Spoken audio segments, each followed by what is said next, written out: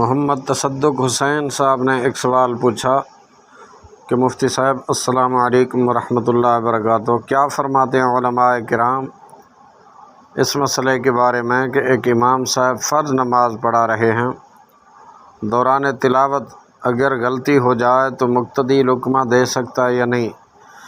جواب عنایت فرمائیں۔ محترم، بالکل مقتدی لقمہ دے سکتا ہے۔ اگر امام نے ایسی غلطی کی کہ جس سے نماز فاسد ہو جائے گی تو لقمہ دینا فرض ہے، جیسا کہ امام احمد رضا خان رحمۃ اللہ تعالی علیہ تحریر فرماتے ہیں کہ امام جب نماز یا قرات میں غلطی کرے تو اسے بتانا، لقمہ دینا مطلقاً جائز ہے، خواہ نماز فرض ہو یا واجب یا تراویح یا نفل۔ اور آگے رقم تراز ہیں کہ امام کو لقمہ دینا ہر نماز میں جائز ہے، جمعہ ہو یا کوئی اور نماز، بلکہ اگر اس نے ایسی غلطی کی جس سے نماز فاسد ہوگی تو لقمہ دینا فرض ہے، نہ دے گا اور اس کی تصحیح نہ ہوگی تو سب کی نماز جاتی رہے گی اور لقمہ دینے سے سجدہ سہو نہیں آتا۔ فتاوی رضویہ جلد 7 صفحہ نمبر 299۔